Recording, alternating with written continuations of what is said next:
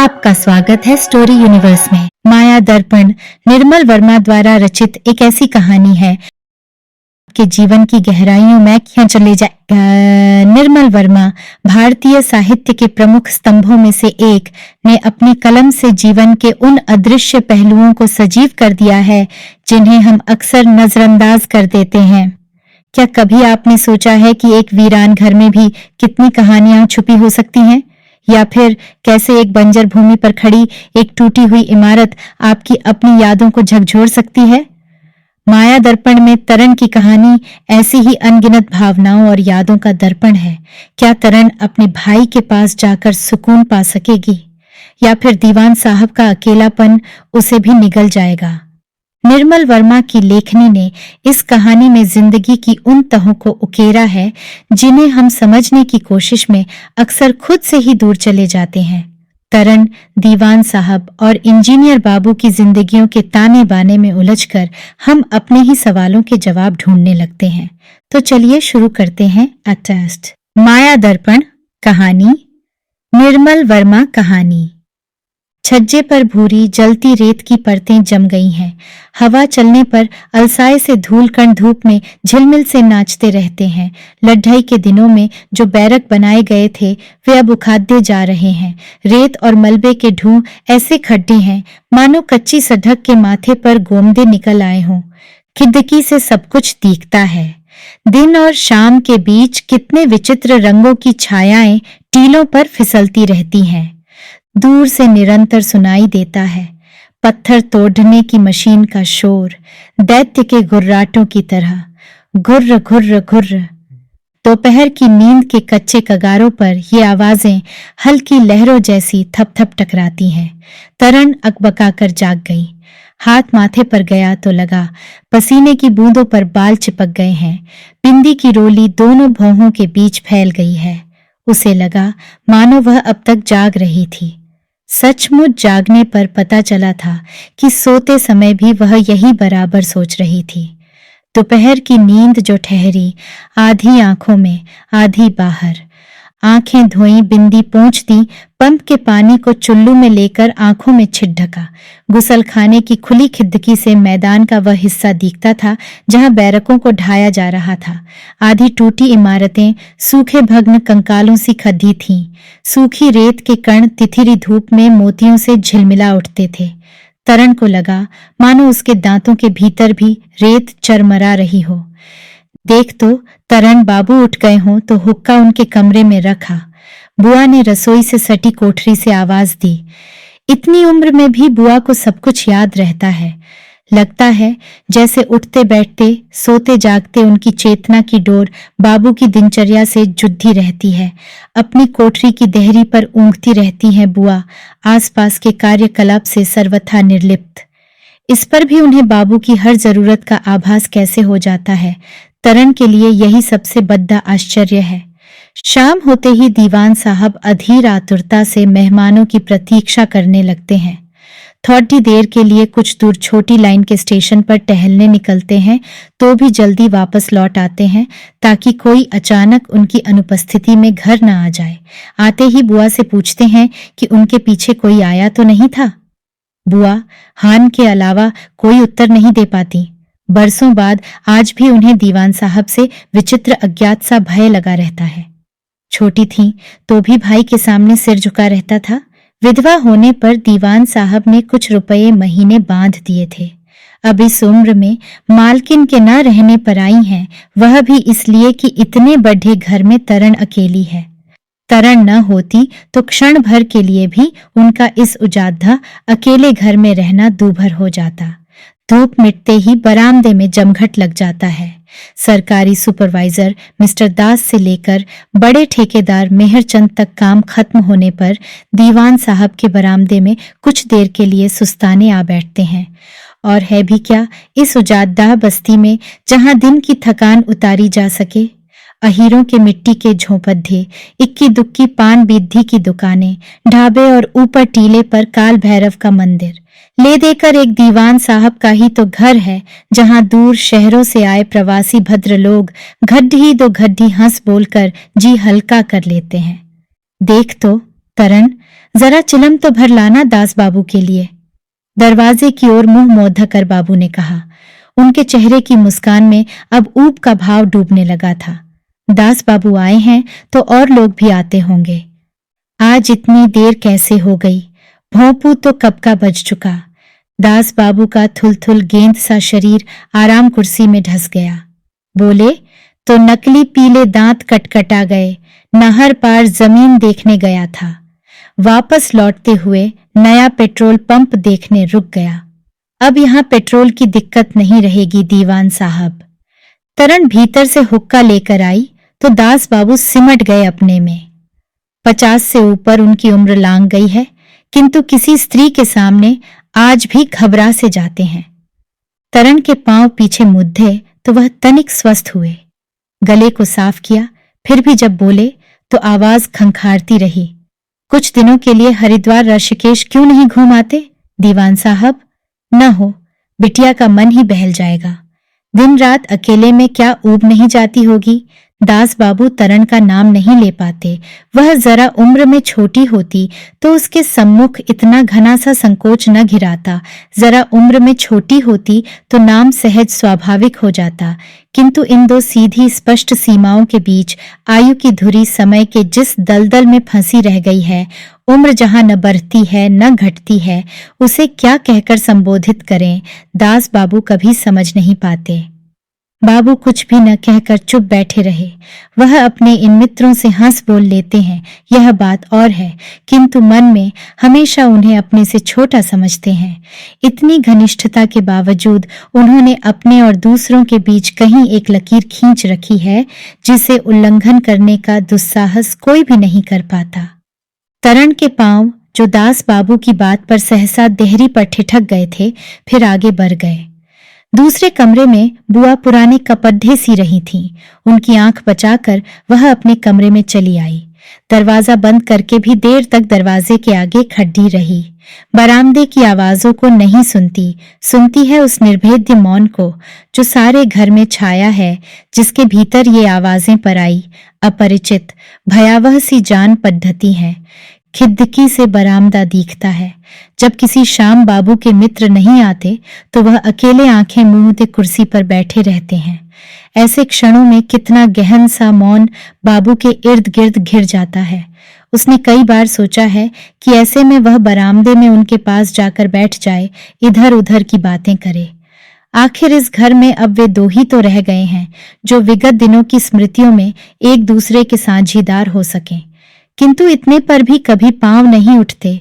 सिर्फ खिद्दकी से ही वह चुपचाप उन्हें देखती रही है। हवा चलती है, दोपहर शाम साएं साएं। मैदानों के टीलों डूहों से मिट्टी रेत के गरम रेले बार बार दरवाजे खटखटाते हैं और रास्ता न पाकर आंगन में बिखर जाते हैं।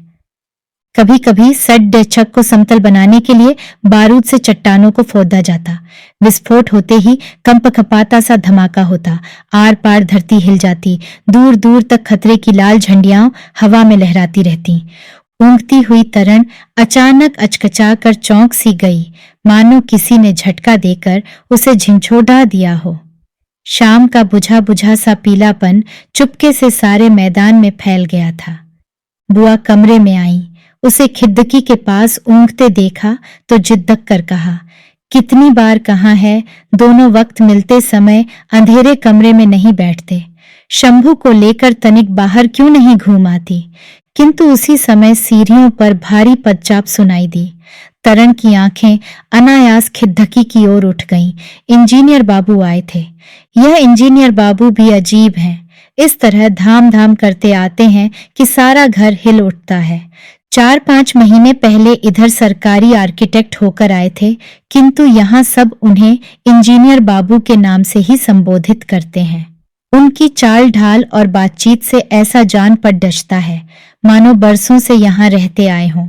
वह बाबू के रोजमर्रा आने वाले मित्रों में नहीं है, बाबू के मित्र हैं। यह कहना भी कठिन है, शायद इसलिए कि उम्र में वह बाबू से आधे हैं और कोशिश करने पर भी बाबू उनसे हंस खुलकर बातचीत नहीं कर पाते। तरण ने हड्डबद्धा कर बालों को समेट लिया। 2-3 बार जल्दी जल्दी कंघी से उन्हें कहीं धीरे से दबाया, कहीं हल्के से उठाया। पाउडर लगाया तो आंखें फद्द-फद्दा उठी। मांग के नीचे माथे के बीचों बीच बिंदी लगाते हुए तरन का हाथ क्षण भर के लिए ठिठक सा गया। सोचा, क्या यह भ्रम है?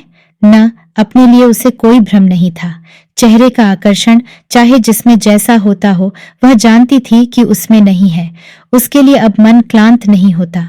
बरसों पहले सड़क पर चलते हुए कोई उसकी ओर देखता तो तन मन सिहर उठता था। वह दौड़कर वापस आती थी, घंटों आईने के सामने खड़ी रहती थी। क्या देखते हैं लोग उसमें? ये प्रश्न कितना विचित्र था और इसका उत्तर पाने के लिए कितनी देर तक दिल धौंकने की तरह चलता रहता था। आज जब कभी लोग देखते हैं तो उसे स्वयं अपने पर आश्चर्य होता है। लगता है जैसे वह अपने को छोड़कर उनके संग मिल गई है, उन्हीं की कौतूहल भरी दृष्टि से अपने को देख रही है। आप अभी तक यहीं बैठी हैं? तरन एकाएक चौंक सी गई। दरवाजे पर इंजीनियर बाबू खड़े थे। मैं अभी बरामदे में आ रही थी। आप चाय पी चुके? चाय फिर किसी दिन पीने आऊंगा, जब आपको बरामदे में आने की फुर्सत होगी। इस वक्त तो झटपट घर पहुंचना है। तरन ने उनके सामने चौकी रख दी। ठहरिए, कुछ खाकर जाइए, अभी तो आप आए हैं। तरन रसोई की ओर जाने लगी, किंतु इंजीनियर बाबू ने उसे बीच में ही रोक दिया। देखिए, इस वक्त यह झंझट रहने दीजिए। अभी अभी शहर से लौट रहा हूं। रास्ते में धूल गर्द खाई है, उससे बिल्कुल पेट भर गया है। जब कभी इंजीनियर बाबू हंसते हैं, तरन को हमेशा यह महसूस होता है कि इस बस्ती के लोग चाहे आदर भाव से उन्हें इंजीनियर बाबू कहकर पुकारें, उम्र में वह उससे छोटे ही हैं। पहले पहल जब उसने इन्हें दीवान साहब की मित्र मंडली के बीच बरामदे में देखा था तो गहरा आश्चर्य हुआ था। इतने बड़े बुजुर्गों के बीच कॉलेज के छात्र से दिखने वाले यह इंजीनियर बाबू ठीक से फिट नहीं बैठते थे। आप उस तरफ आई नहीं, मोंटू आपके बारे में रोज पूछता है। मोंटू इंजीनियर बाबू का नौकर है। जब कभी तरन रेलवे लाइन के पार टहलने जाती है, वह उसे हमेशा मिलता है। इस बार आऊंगी, आप रहेंगे? अगले हफ्ते आइएगा। 4-5 दिन के लिए एकदम बहुत काम आ पड़ा है। इंजीनियर बाबू जाने से पहले एक क्षण रुके, रूमाल से अपनी ऐनक का शीशा साफ किया। तरन की आंखें चुपचाप ऊपर उठ गईं और देर तक उसी रिक्त स्थान पर टिकी रहीं, जहां कुछ क्षण पहले इंजीनियर बाबू खड़े थे। कैसे हैं ये इंजीनियर बाबू? खटखट करके जब सीढ़ियां उतरते हैं तो सारा घर हिल उठता है। खिड़की के परे रेलवे लाइन के ऊपर डूबता सूरज खून की लंबी सी रेखा खींच गया था। ऊंची नीची चट्टानों के बीच मजदूरों के खोखल शाम की पीली धूप में छोटे छोटे लकड़ी के बक्सों से दिखाई देते थे। काली देवी के मंदिर के आसपास फीके गुलाबी धुएं का बादल क्षण प्रतिक्षण गाढ़ा होने लगा था। तरन खिड़की से उठकर पलंग के पास चली आई। अधलिखा पत्र तकिए के नीचे अब भी दबा था। सुबह से भाई को पत्र लिखने बैठी है, किंतु अभी तक मुश्किल से 5-6 सतरें ही लिख सकी हैं। जब जब लिखने की कोशिश करती है, भाई का चेहरा समय की बुझी बांसी परतों को काटता हुआ आंखों के सामने घूम जाता है। वह चेहरा नहीं जो भाई बाबू से लड्ढचकर घर छोड़ते समय अपने संग ले गए थे। उसकी तो विकृत भयावह मुद्रा इतने बरसों बाद आज भी जब कभी याद आ जाती है तो दिल कांप उठता है। ना, वह चेहरा नहीं, एक और शक्ल है, बहुत सादी, बहुत उदास। तब मां नहीं रही थी। शुरू से ही बाबू का इतना डर था कि जी भरकर रोने में भी झिझक होती थी। और तब भाई आए थे।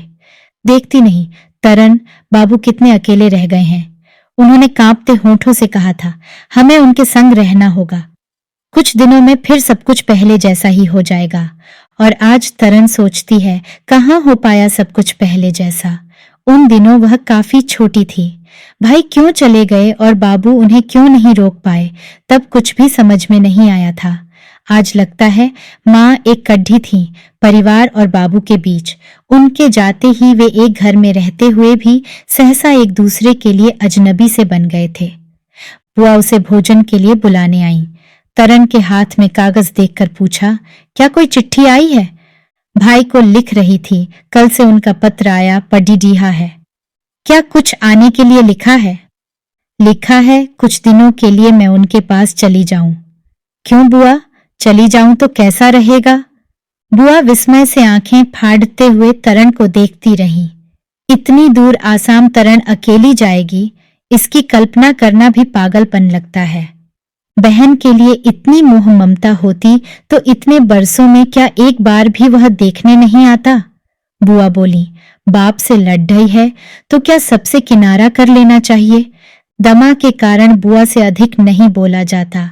जितने शब्द मुंह से बाहर निकलते हैं उनसे कहीं ज्यादा चढ़ती सांस के भंवर में डूब जाते हैं। बुआ की आंखों में आंसू देखकर तरण एकाएक निश्चय नहीं कर सकी कि वे उसके भाई के लिए हैं अथवा खांसी के कारण खुद ब खुद उमद्दच आए हैं। तुम चलो बुआ, मैं अभी आती हूं। कमरे में बोझिल सा सन्नाटा छा जाता है। बरामदे में चहलकदमी करते हुए बाबू की थकी अनिश्चित सी पदचाप सुनाई दे जाती है। खिड़की के बाहर मैदान के अंधेरे में मिट्टी के लंबे लंबे डूहों की पतली छायाएं फीकी चांदनी में उघद आई हैं। एक धुंधली सी तस्वीर उभर आती है। ढलवां घाटियों पर दूर दूर तक ऊपर नीचे चाय के बाग फैले हैं। इन्हीं बागों के बीच पैदों के झुरमुट के पीछे कहीं भाई रहते होंगे। कहते हैं वहां स्टीमर पर जाना पड़ता है। जाने स्टीमर पर बैठकर कैसा लगता होगा। तरण उस छोटे से स्टेशन के सिग्नल की हरी बत्ती देखती रही। पास आती ट्रेन के पहियों की गड्ढ ढकढाहट मकान की दीवारों, मैदान में दूर खड्डे घट्टों और टीलों को झिंझोड़ सी जाती है। कुछ देर के लिए पत्थर तोड़ने की मशीन की भयावह गुर्र गुर्र ट्रेन के पहियों तले डूब जाती है। इंजन की हेडलाइट के घूमते प्रकाश वृत्त में आसपास खड्डे झाद्दा झंखाद्दा झिलमिला उठते हैं और फिर वही पहले जैसी घनी बोझिल चुप्पी चारों ओर फैल जाती है। उस रात बुआ तरण के कमरे में आई और देर तक बैठी रही। तरण की ओर कभी कभी देख लेती और फिर एक लंबी गहरी सांस लेकर सुपारी कतरने लगती। सो गई तरण? बुआ कभी कभी शंकित स्वर में सिर उठाकर पूछ लेती। ना बुआ, अभी नहीं। तरण समझ जाती कि बुआ कोई बात शुरू करने से पहले रास्ता टटोल रही है। वह चुपचाप आंखें मूंद कर प्रतीक्षा करती रहती। आज तेरी माँ के कमरे में गई थी। बुआ कुछ देर बाद धीरे धीरे बोली। मैं तो देखकर हैरत में आ गई। तरण, न जाने कितने बरसों से उसने ये सब चीजें जोड़ जोड़ी कर जमा की हैं। उसने ब्याह की सादगी तक संदूक में अभी तक संभाल कर रखी है। तरण के मन में हल्का सा कौतूहल जाग उठा। माँ का भी ब्याह हुआ होगा, इस पर कभी कभी विश्वास नहीं होता। तेरे बाबू उन दिनों नए नए दीवान बने थे। बड़ी धूमधाम से उनका ब्याह हुआ था। सिखों के दरबार में एक वही तो हिंदू दीवान थे जो बेरोक टोक राजा से मिलने जाया करते थे। बुआ की आंखों में एक बहुत पुराना, कभी न मिटने वाला सपना थिर आया। हाथ का सरौता चलते चलते रुक गया। एक दिन रियासत के अंग्रेज रेजिडेंट उनसे मिलने आए थे। मोहल्ले के सब लोग आश्चर्य में अपने अपने घरों से निकलकर हमारे घर के सामने जमा हो गए थे। किंतु तेरे बाबू अपने नेम धर्म के इतने पक्के थे कि उनके जाने के बाद उन्होंने स्नान किया और सब बर्तनों को दोबारा धुलवाया था। तरण उठकर पलंग पर बैठ गई। कितनी बार उसने बुआ के मुंह से ये सब बातें सुनी हैं, किंतु हर बार मन में नए सिरे से उत्सुक हो उठती है। लगता है जैसे वह चोरी चुपके दबे पांवों किसी विचित्र मायावी प्रदेश में चली आई है। बुआ, तुमने तो उन दिनों बाबू को देखा होगा, क्या तब भी तुम्हें उनसे आज की तरह डर लगता था? अरे कौन नहीं डरता था तेरे बाबू से। बुआ के होठों पर एक म्लान महीन सी मुस्कुराहट सिमट आई। उन दिनों का डर ही तो आज तक चला आता है। तेरी माँ को तो मुझसे भी ज्यादा डर लगता था। वह तो बस टुकुर टुकुर उन्हें देखती ही रहती थी। जिस दिन तेरे बाबू दरबार जाते थे, मैं और वह झरोखे में खड़े होकर लुक छिप कर उन्हें देखा करती थी। चूड़ीदार चमचमाता पाजामा, सफेद रेशमी अचकन और सिर पर राजसी प्याजी रंग की पगड्डी। हमारी आंखें उन पर से उठती ही न थीं। बुआ के हाथ सरौते पर टिके रहे, आंखें शून्य के न जाने किस कोने में जाकर अटक गईं। सोचती हूँ जब आज बाबू तेरे लिए ऊंची जात और बड़े घराने की बात चलाते हैं तो क्या यह ठीक है? वह बात आज कहाँ रही जो वर्षों पहले थी। आज अपनी कौन इज्जत रह गई है जो बड़े घर घराने का लड डिटका मिले। लेकिन उन्हें यह बात समझाए कौन? बुआ की आंखों में एक घना अभेद्य सा आश्चर्य घिर जाता है, मानो वह खुद न समझ पा रही हो कि जो नहीं रहा आज भी कैसे झोंक की तरह चिपटा है। मान गौरव नहीं रहा, जमीन जायदाद कब की बिकलुट गई, बाप दादा की विरासत के नाम पर बचा रह गया है एक यह मकान और समय की धूल में लदा फदा फटे चीठड्ढे सा दीवान का खिताब, जिसे चाहे ओढ़ लो चाहे दिखा लो, पर जो नहीं है उसे कोई कब तक मानेगा। बुआ का कंठ भारी हो उठता है, आंखों के आगे गीला सा झिलमिला तैर जाता है, किंतु मुस्कुराहट उनके होठों पर तब भी जमी रहती है, मानो वह उसे मिटा न भूल गई हो। किंतु तरन को बात का यह पहलू अब बिल्कुल नहीं अच्छा लगता। अच्छा लगता था पहले, जब माँ हंसी हंसी में वे गहने दिखाया करती थीं जो उसे ब्याह पर दिए जाएंगे। तब हल्की सी गुदगुदी होती, ब्याह के लिए नहीं, गहनों के लिए नहीं, बल्कि उस अजीब अनजानी खुशी के लिए जो उसकी अपनी थी, जिसमें वह बिल्कुल अकेली थी। तरन फिर लेट गई।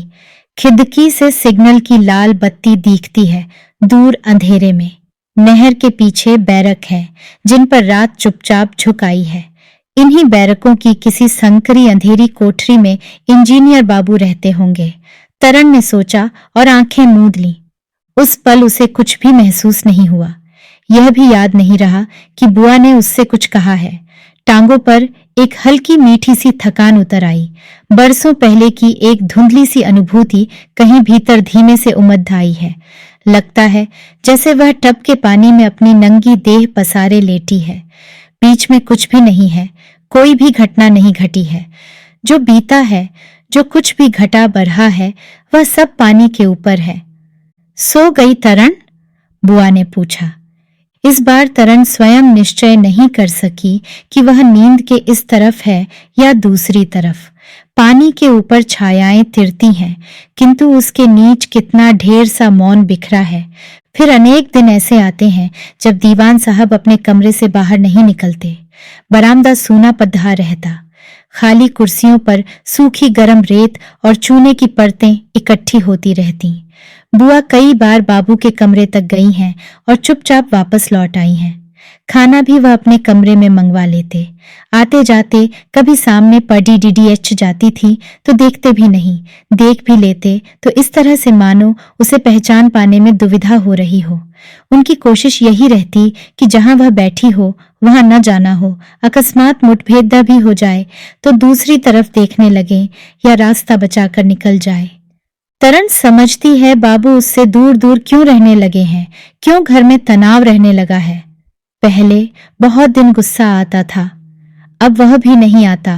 केवल रूखी सी रिक्तता मन में भर जाती है। कभी कभी वह सोचती है कि यदि बाबू को उससे इतनी विरक्ति है तो क्यों नहीं उससे छुटकारा पा लेते। कई बार बुआ ने जोर डालकर बाबू से पत्र लिखवाए हैं। बातचीत आगे भी बढ़ी है।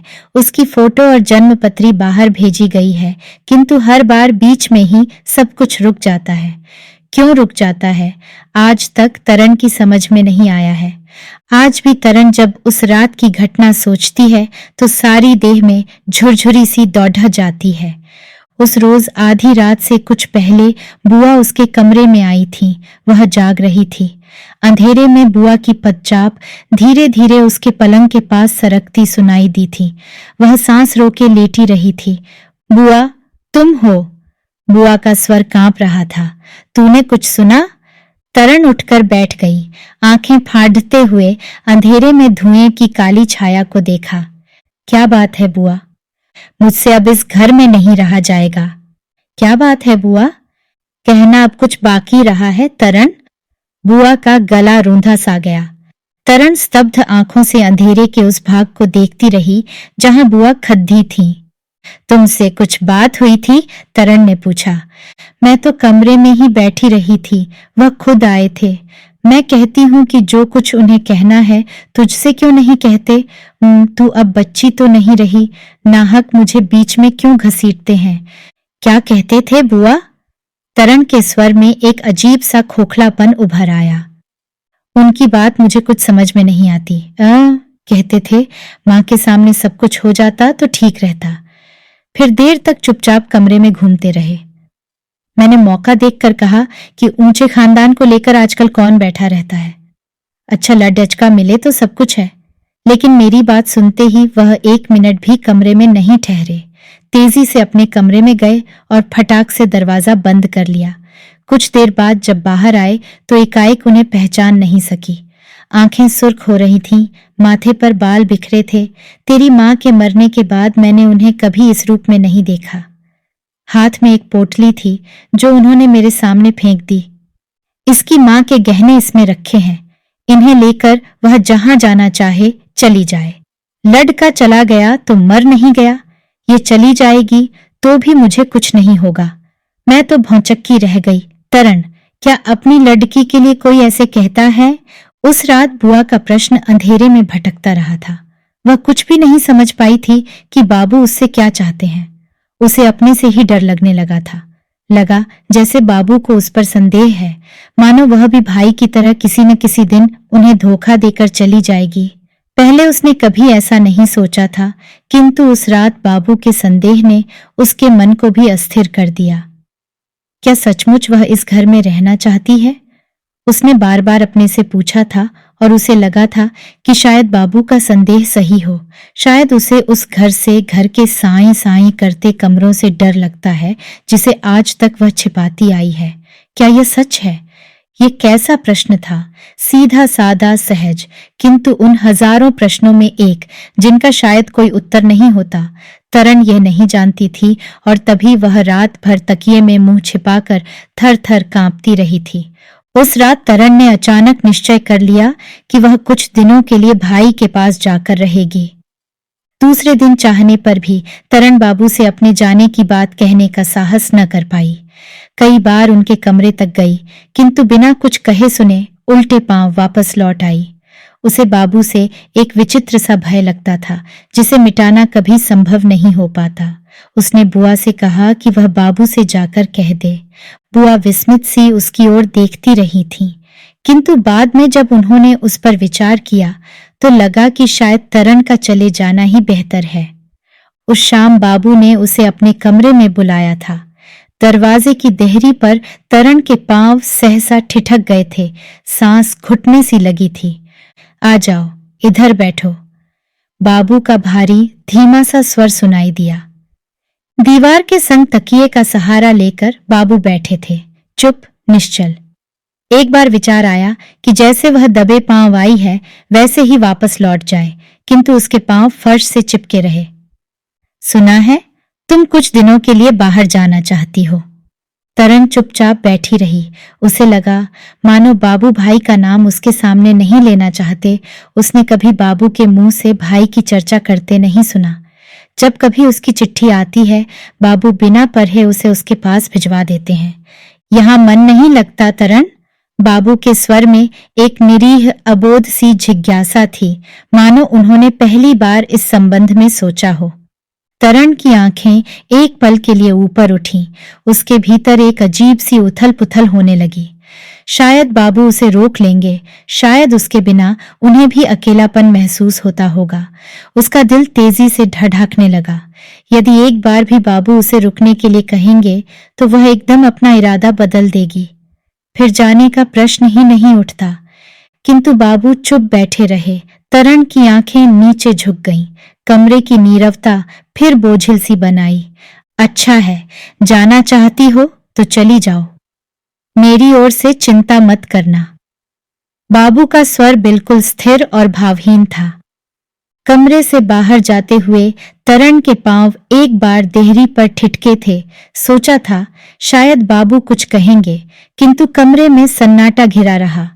शायद कुछ भी कहना शेष नहीं रहा था। उस दोपहर तरन अपने कमरे में ही लेटी रही। इतने दिनों से अगर कोई एक इच्छा होती है तो यही कि जब इच्छा करे तभी उसी क्षण नींद आ जाए। कभी कभी तो लगता है कि इतने बरसों में जागने के, आंखें खोलकर चारों ओर देखने के जो क्षण आए हैं वे भी जैसे गलत हों, अवास्तविक हों। लगता है जैसे वे भी पूरी तरह से उसके पास न आए हों, नींद की ड्योरही पर खड़े खड़े वापस लौट गए हों। शाम को तरन अपने कमरे से बाहर आई। दोपहर भर लेटे रहने के कारण शरीर भारी लग रहा था। बाहर दिन भर रेत उठी थी, आकाश पर पीली मटियाली धूल की तहें जम सी गई थीं। मैदान के चारों ओर टीलों और मिट्टी के ढूंहों पर फीकी बुझी बुझी सी धूप चमक रही थी। तरण ने देखा, बाबू अभी बरामदे में नहीं आए हैं। उनके कमरे का दरवाजा अब भी बंद पड़ा था। बुआ अपनी कोठरी में खांस रही थीं और मन ही मन कुछ बुद्धाती जाती थीं। जब कभी हवा का झोंका आता था, उस सूने मकान के दरवाजे खटखटा उठते थे। तरण ने जल्दी जल्दी चप्पल पहनी, भीतर बुआ से कह आई कि वह कुछ देर टहलने के लिए बाहर जा रही है। न जाने बुआ ने उसकी बात सुनी या नहीं, सीढ़ियां उतरते हुए भी तरण को उनकी खांसी का खंखराता स्वर सुनाई दे जाता था। दूर दूर तक रेतीली जमीन फैली थी। अस्त होने से पहले सूरज की पीली किरणें कच्चे सोने की सी रेत पर बिखर गई थीं। नई सरडेचक के दोनों ओर रोधी पत्थरों के ढेर छोटे छोटे पिरामिड जैसे खड्डे थे। उन्हीं के संग संग चलती हुई तरण पानी के टैंक तक पहुंच गई थी। सब कुछ कितना दूर और फिर भी कितना अपना था, तरण ने सोचा। कितने वर्षों से वह इन्हें देखती आई है। लड़ाई के दिनों में जब बैरक बनाए जा रहे थे और मिलिट्री ट्रकें गर्द उड़ाती हुई जब शहर से आती थीं, तब भी वह यहाँ थी। आज बरसों बाद जब भीमकाय चट्टानों को तोड़कर नई सड़क खोदी जा रही है, बैरकों को ढाया जा रहा है, यह भी वह सुबह शाम कमरे की खिड़की से देखती आई है। तरण को यह सोचकर हल्की सी खुशी हुई कि अब कुछ दिनों के लिए वह इनसे छुटकारा पा लेगी। उसे लगा मानो उसके भीतर का तनाव बह गया है, और जब उसने दूर से कच्ची सड़क पर इंजीनियर बाबू को आते देखा तो वह बिना मुस्कुराए न रह सकी। इंजीनियर बाबू टैंक के पास आकर रुक गए। उनके सिर पर 16 हैट धूप में चमक रहा था। कमीज की बाहें ऊपर चढ़ी थीं, जिनके नीचे नंगी बाहों के बाल धूल रेत में सने थे। गले के बटन खुले थे और गले के निचले हिस्से पर पसीने की 2-4 बूंदें दिखाई दे जाती थीं। उनके हाथ में एक लंबा चौड़ा सा बोर्ड था। ऐनक के पीछे आंखें वैसी ही चंचल, बेचैन किंतु निहायत गंभीर दिखाई देती थीं। आप यहाँ कैसे खड़ी ढी हैं? यूं ही जरा टहलने की सोच रही थी। घर में तो उमस के मारे बैठा नहीं जाता। आपको मैंने दूर से ही देख लिया था, इंजीनियर बाबू। हालांकि 16 हैट में आपको पहचानना मुश्किल था। इंजीनियर बाबू हंस पड़े। तरण को याद आया कि जब वह शुरू में दरवाजे के पीछे खड्डी होकर बरामदे में इंजीनियर बाबू की हंसी सुनती थी, तो उसे लगता था कि वह उम्र में उससे काफी छोटे हैं। इधर शहर जाना हुआ इंजीनियर बाबू? कैसे होगा? इंजीनियर बाबू अपनी परेशानियों को कुछ इस ढंग से कहते हैं कि तरण को लगता है मानो उन्हें उनसे काफी सुख अनुभव हो रहा हो। कैसे होगा? 3 दिन से कोई लारी नहीं गई है। उतनी दूर न मैं जा सकता हूं, न बेचारा मोंटू। लारी नहीं गई है? तरण आश्चर्य से उन्हें देखने लगी। फिर खाने पीने का सामान कौन लाता होगा? यहां तो कोई अच्छा होटल भी नहीं है। आप मोंटू को नहीं जानती। इंजीनियर बाबू ठाका मारकर हंस पड़े। शहर जाने में हम दोनों को ही आलस लगता है, इसलिए उसने यहाँ एक अच्छा सा ढाबा खोज निकाला है। वहीं से अपने और मेरे लिए दोनों जून खाना ले आता है। तरण ने इंजीनियर बाबू को देखा। बड़ा विचित्र सा लगा। कैसे हैं ये इंजीनियर बाबू? अपने शहर, अपने घर को छोड़ डाचकर इतनी दूर चले आए हैं। नौकर के अलावा कोई भी तो नहीं है इस उजाड़ प्रांत में जिसे वह अपना कह सके। चलिए, आप टहलने आई हैं ना? ऊंची नीची उबड़ा खाबदा कच्ची सड़क पर वे दोनों चुपचाप चलने लगे। जब कभी हवा का झोंका आता, आंखें मूंद जाती, मुंह में रेत करकराने लगती, आंखों के आगे सफेद पर्दा सा खिंच जाता। मजदूरों के खोखलों और ज्यादा फंस के छप्परों के ऊपर काली देवी के मंदिर का दिया जल गया था। हालांकि धूप अभी तक आसपास खद्दी चट्टानों और मिट्टी के ढूंहों पर रेंग रही थी। चलते चलते अचानक इंजीनियर बाबू रुक गए। आपने वे टीले देखे हैं उन खोखलों के पीछे? इंजीनियर बाबू की दृष्टि कहीं दूर जाकर अटक गई थी। तरण जिज्ञासा भरी दृष्टि से उनकी ओर देखने लगी। सडीडी डेट का बनने के बाद उन सबको गिरा दिया जाएगा। रेलवे लाइन के सामने आप जो बंजर भूमि देखती हैं उसे जोता जाएगा। नहर के इस तरफ कारखाने बनेंगे। आपके देखते देखते सब कुछ बदल जाएगा। इंजीनियर बाबू का स्वर एकदम बहुत उत्साहपूर्ण हो गया था। शाम की धूप में उनके चश्मे का शीशा बार बार झिलमिला उठता था। और भी न जाने इंजीनियर बाबू ने कैसी कैसी अजीब बातें कही थीं। तरन विस्मय से देखती रही थी, सोचती रही थी कि देखने में चाहे इंजीनियर बाबू कॉलेज के छात्र से लगते हों, जानते बहुत कुछ हैं। उसे हंसी केवल इस बात पर आई थी कि वह इतना उत्तेजित होकर क्यों बोल रहे हैं। वह कोई उनका विरोध थोड़े ही कर रही है। रेलवे लाइन के फाटक के पास आकर वे रुक गए। इंजीनियर बाबू एकाएक चुप हो गए थे, मानो शाम के घिरते अंधियारे का सूनापन उन्हें भी छू गया हो। आकाश पर हंसिया चांद उग आया था।